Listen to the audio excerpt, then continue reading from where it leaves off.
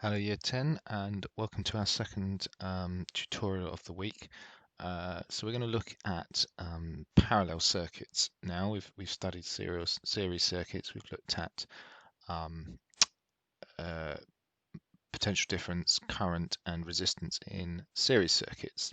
So we're just going to have a look again through some drawings and some exercises looking at, as I say, parallel circuits. So the first thing I'd like you to do, please, is to draw this circuit into your exercise books. I apologize, it's a little bit blurry, but essentially we've got a cell, a resistor, a second resistor on a second loop, and a voltmeter on both of those. Okay, so draw this big enough to be able to annotate around it. Okay, I'll just pause the video now. If you need to, I'll just allow you to some time to do that. Okay, so we have a simple circuit with two resistors and two voltmeters attached, V1 and V2. Now, the thing we need to remember about parallel circuits, okay, is that is to do with the voltage, the potential difference at the different points. So, first of all, I'm going to start off with a potential difference across my cell of 3 volts. Okay, so I have a reading of 3 volts across my cell. Now, in a parallel circuit, okay, whereas remember in a series circuit, that potential difference can be different at different places. Okay, the potential difference at V1 is 3 volts, and the potential difference at V2 is also 3 volts. So you can see straight away the main difference, okay, that our potential difference is the same at any point on the circuit, on any of the branches, and it is also equal to the cell. So if I was to cross these out and put, for example, a value of 6 volts here, I want you to tell me what would be the potential difference at V1 and V2. Absolutely, 6 volts and 6 volts. Okay. What about if the potential difference here, I only had 1 voltmeter reading, for example, voltmeter working, for example, and my potential difference right here was 2 volts.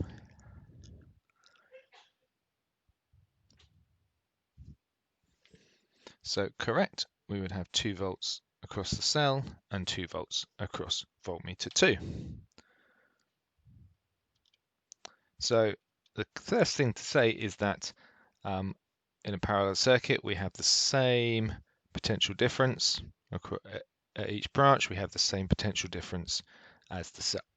So first thing I'd like you to do now is to, little consolidation task there, is to write down this this sentence and fill in the 2 blanks. So I'll read it out for you as well. In a parallel circuit, the potential difference across each branch is the something. The potential difference in each branch, something, the voltage of the cell. Okay, so have a go writing that. Put what you think would be the word to go in here. And then I'd like you to draw these 2 circuits out. Okay, one has a bulb and a resistor and another resistor.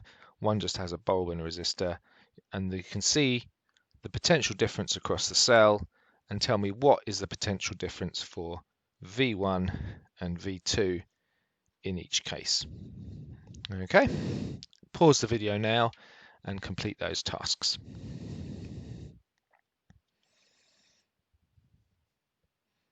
Okay, so you should have said that the potential difference across each branch is the same, and the potential difference in each branch also equals the voltage of the cell, or something similar to that.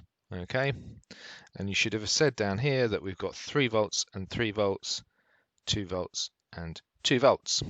Okay, Good, so that is our new understanding on potential difference. So let's look then at current. Okay, let's look at current in parallel circuits. So a little bit different. So remember, if we recall from series circuits, okay, we know that the current in a series circuit, okay, is the same no matter where we place that ammeter. Okay, so I've got a circuit here, parallel circuit with two bulbs, and I've got an ammeter positioned in 3 different places. Okay, so I'm going to call them, again, I'd like you to draw this out. Okay, I'm going to call them A1, A2, and A3. And I'll just give you a minute, so if you just pause the video and you can copy out this picture.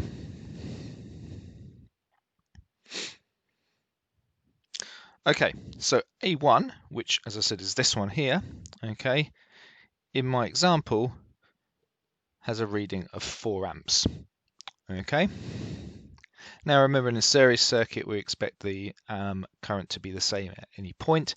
In a parallel circuit, however, that is not the case.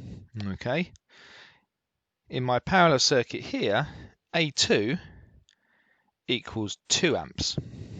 Okay, this is A2 here. So I want you to think, what would you expect A3 to equal? Have a guess now. That's correct. It equals 2 amps because the two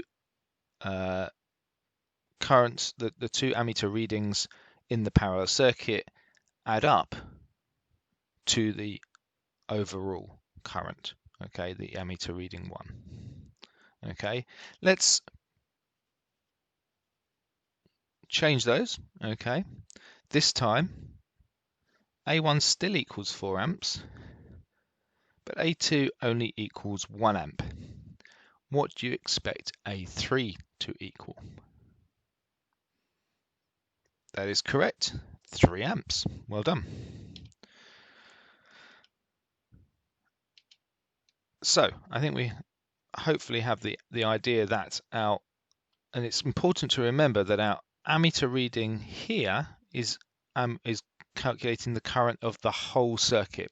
If I place this ammeter here, it would not be reading the whole circuit. It would only be reading this branch.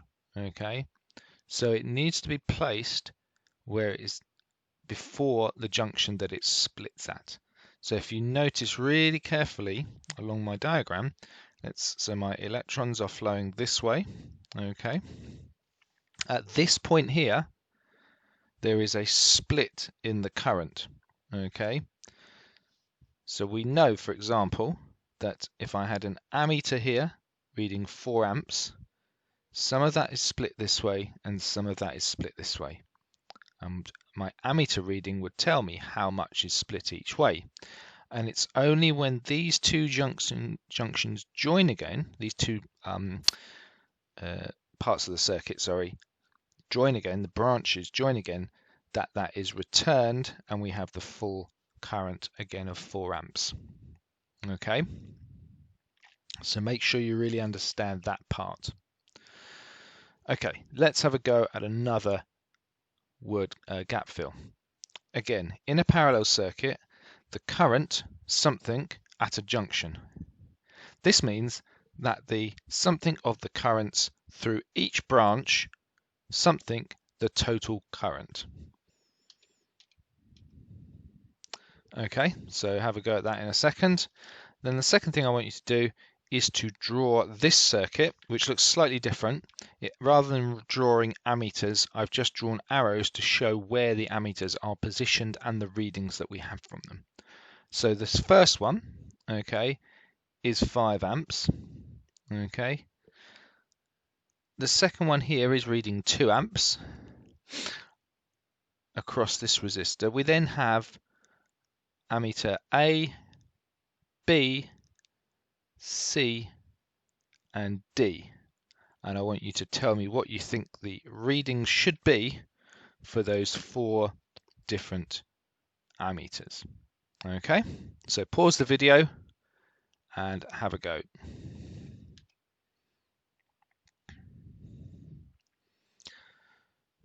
Okay, So what did we say? In a parallel circuit, the current, we should say, splits or separates or something like that. Splits is the correct term though. This means, sorry, splits at a junction. This means that the total or the sum of the currents through each branch equals the total current. Okay, so when it splits at a junction, the sum of the currents through each branch equal the total current. And let's look at what we said here. So we've got 5 amps being transferred down here. At one point, 2 amps goes this way. So traveling to ammeter A, we should have 3 amps. Okay. We still have 3 amps traveling up here, so ammeter B should also be 3 amps. We'll come to C in just a moment. Ammeter D has 2 amps running through it, and ammeter C is after that junction, so therefore it should be 5 amps. Okay. Again, I apologize for the slight blurriness on the camera today.